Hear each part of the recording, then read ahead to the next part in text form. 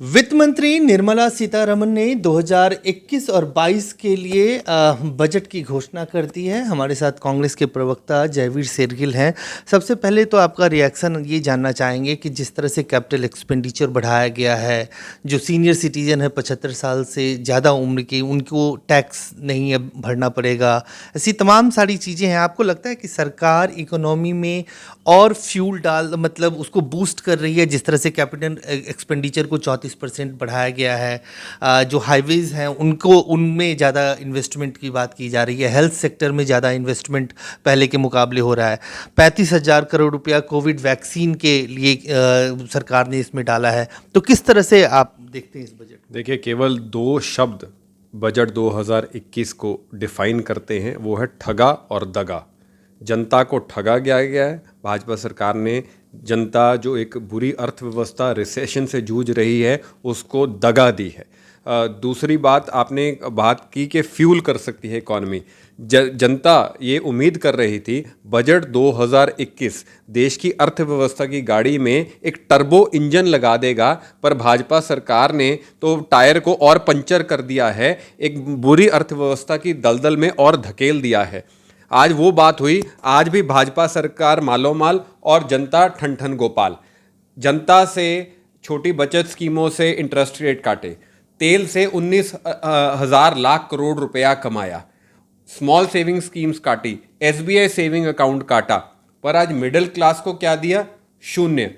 वित्त मंत्री ने वादा किया था वो सेंचुरी मारेंगी, पर आज वित्त मंत्री सेंचुरी तो दूर की बात, हिट विकेट करके शून्य पे आउट हो गई हैं। इसे बजट ऑफ द सेंचुरी नहीं कहा जाएगा जैसे भाजपा कह रही है, इसे ब्लंडर ऑफ द सेंचुरी कहा जाएगा। दिहाड़ी मजदूर को 1 रुपया उनके हाथ में नहीं दिया गया, जिनको सबसे बुरी मार पड़ी। वैक्सीन को 35,000 करोड़ दे दिया, पर बताया नहीं क्या देशवासियों को वैक्सीन मुफ्त में लगेगी भी कि नहीं लगेगी, जैसा कि वादा किया गया था। 6 लाख करोड़ का गड्ढा खोद दिया। 5 ट्रिलियन इकोनॉमी गोल बनाना था, 6 लाख करोड़ का सिंकिंग होल बना दिया। उसकी रिकवरी कैसे होगी इस पे कुछ बताया नहीं। 2 लाख करोड़ की नीलामी का टारगेट बना लिया, पिछले वर्ष सिर्फ 19,000 करोड़ आए थे।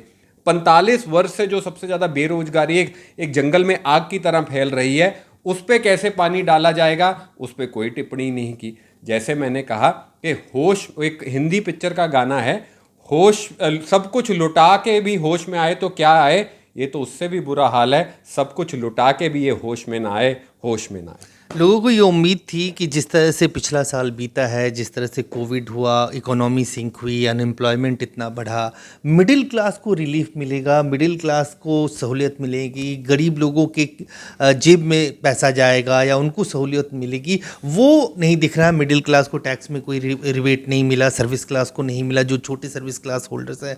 तो किस तरह से कहेंगे, क्या इससे इकोनॉमी में जिस तरह से ये प्रेडिक्ट किया जा रहा है कि अभी -7.5 था, वो प्रेडिक्ट किया जा रहा है 11.5 होगा, तो क्या इससे रफ्तार मिलेगी? देखिए अजय जी, मिडिल क्लास, मध्यम आय वर्ग और निम्न आय वर्ग की कुछ स्पष्ट अपेक्षाएं थी, उम्मीदें थी। पहली, एटीसी जो टैक्स की डिडक्शन होती है उसकी लिमिट बढ़ाई जाएगी। टैक्स स्लैब है जो, उसको बढ़ाया जाएगा ताकि इनकम टैक्स में एग्जम्पशन हो। होम लोन या जिसे हाउसिंग लोन कहे जाते हैं, उसकी अलग श्रेणी बना दी जाएगी जिसमें उनको, उसके तहत उनको डिडक्शन मिले।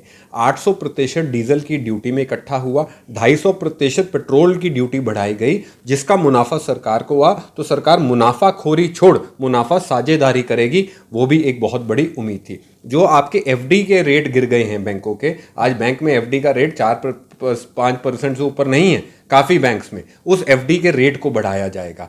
तो जो कृषि क्षेत्र था, जो किसान है, जिसका जो एमएसपी बढ़ाई जाएगी, लोन वेवर दिया जाएगा। जो सुप्रीम कोर्ट में मध्यम वर्ग आए ने, कई लोगों ने केस लगाए हुए हैं कि ईएमआई पे जो इंटरेस्ट माफी है वो दी जाएगी, पर ऐसा कुछ नहीं हुआ। तो वो कहते हैं कि फटा पोस्टर निकला जीरो। जहां नायक बनने का वक्त था वहां वित्त मंत्री, मैं सिर्फ पिक्चर का उदाहरण दे रहा हूं, वहां फाइनेंस मिनिस्टर खलनायक बन गई। जिस तरह से इंश्योरेंस सेक्टर में एफडीआई के लिए खोल दिया, 49% से 74% कर दिया, जिस तरह से जिन राज्यों में चुनाव होने हैं वहाँ के लिए लगता है कि कुछ विशेष जो है ध्यान दिया है वित्त मंत्री ने अपनी इस बजट में, तमिलनाडु हो, केरल हो, बंगाल हो, आसाम हो। देखिए, बहुत ही एक हल्का, सस्ता, एक भाजपा ने इलेक्शन मैनिफेस्टो जारी कर दिया असम केरल, तमिलनाडु और बंगाल के लिए। मैं सिर्फ इतना ही कहूँगा, आज जो बजट से आया है ये स्पष्ट हो गया है, ऐसा कोई बचा नहीं जिसको भाजपा ने ठगा नहीं।